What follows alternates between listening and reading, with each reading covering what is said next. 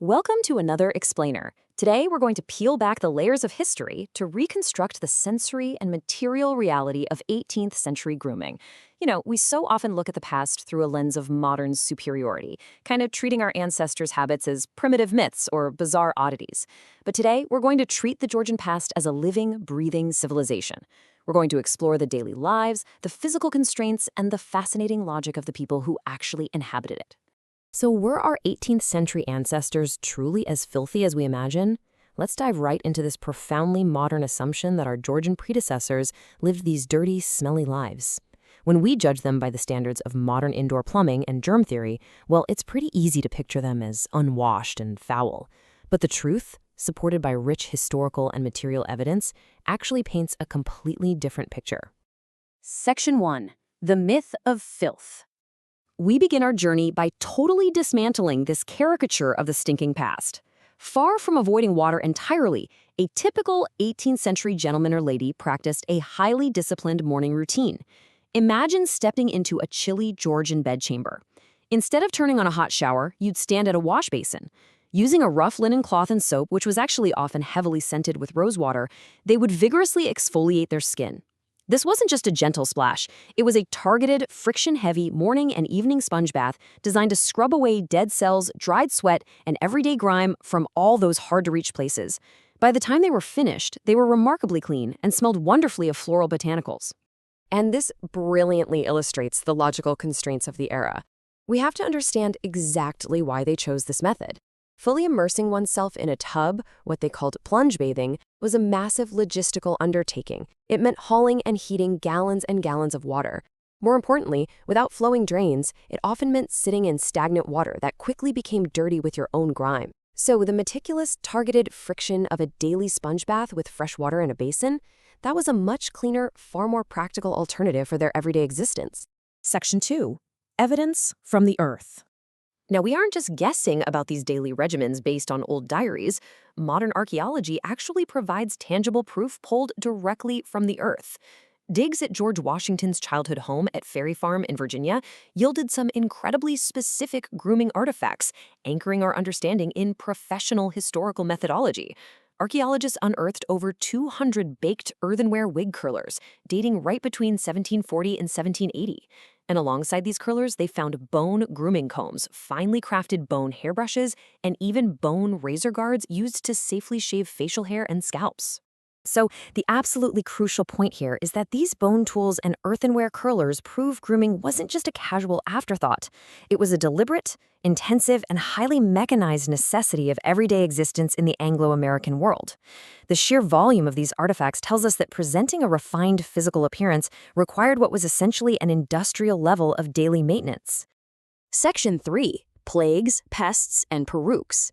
To understand the underlying causes of Georgian fashion, and why they endured such intensive routines, we have to look at the broader social and biological environment.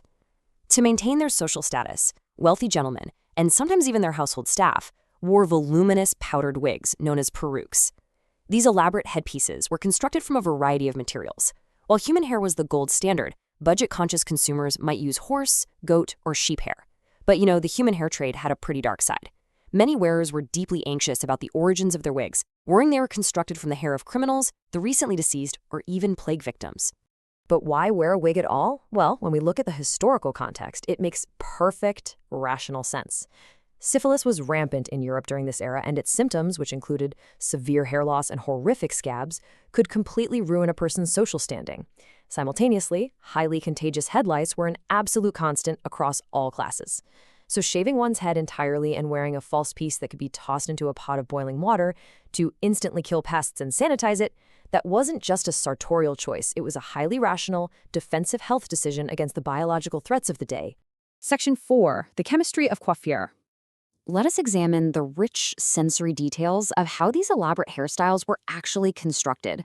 Before applying the famous white powder, hairdressers needed a sticky binding agent to make it adhere and to sculpt the hair.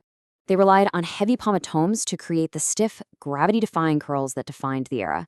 The word itself actually comes from the Latin pomum for apple, because early recipes relied heavily on the fruit. Let's reconstruct the sensory reality of this concoction. Picture a period kitchen where a valet is combining a full pound of sheep fat with a pound of pig fat. To cut the heavy grease, they mash in 16 apples that have been boiled in delicate rose water. Finally, they enhance the mixture with sharp, fragrant oils, rosewood, bay leaf, or bergamot. Just imagine the dense, greasy texture coating the scalp and the striking scent of boiling apples in hot animal fat, heavily masked by floral perfumes. This chemical concoction was absolutely essential to lock the hair in place and lengthen the time between grueling hairdressing sessions.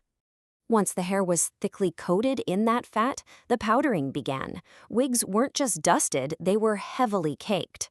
The powder was finely milled wheat flour or dried white clay, heavily scented with nutmeg, lavender, or ambergris. A valet would protect the wearer's face with a paper cone, then literally blow the powder into the pomaded hair using a wooden carrot bellow or dust it on with a swan down puff. While white and gray were standard, adventurous dressers used pink, blue, or yellow. The result? A rigid helmet of hair that could add as much as 2 pounds of sheer weight to a gentleman's head. Section 5. Daily Rituals of Cleanliness. Now let's observe the meticulous daily labor required by everyday people to maintain this fashionable facade. Every single morning, a personal valet would spend an hour or more painstakingly combing out the previous day's rancid pomade and dirty powder. This was not a quick brush and go. They had to scrape the old, hardened fat from the hair shafts before carefully applying a fresh layer of pomade and blowing in new powder.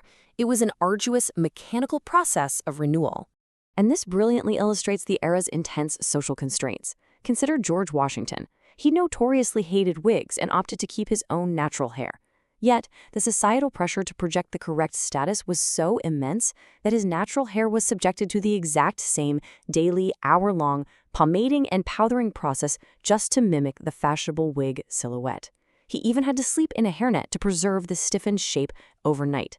The biological reality of his own hair was entirely overridden by the chemical demands of status. And because these elaborate fat and clay stiffened hairstyles were sometimes kept intact for weeks on end, the scalp inevitably suffered. Men and women utilized long, elegant, ivory-handled head scratchers. These specialized tools allowed them to slip beneath the heavy crust of powder to relieve itching, whether from lice, sweat, or pomade irritation, without destroying the rigid architecture of their hair. It was a perfectly practical tool bridging the gap between extreme fashion and human comfort. Beyond the head, their routines were actually incredibly comprehensive. You might assume their teeth were rotting, but because their diets were largely void of processed sugars, they actually had surprisingly strong enamel. They actively maintained oral hygiene by swishing tooth powders that remineralized their teeth and freshened their breath. And contrary to myths about natural body hair, both men and women utilized homemade depilatory creams, basically chemical hair removal pastes to manage unwanted facial or body hair, ensuring a smooth, fashionable appearance. When we reconstruct this world, we see that the people of the 18th century weren't ignorant or filthy. They were resourceful humans navigating the biological and social constraints of their era with sophisticated, albeit demanding, technologies. As we close this explainer, we must turn the anthropological lens upon ourselves and ask a pretty humbling question. Which of today's perfectly sensible modern daily rituals, the chemicals we apply to our skin, the ways we manipulate our bodies, will future historians unearth 2 centuries from now and view with the exact same bewilderment?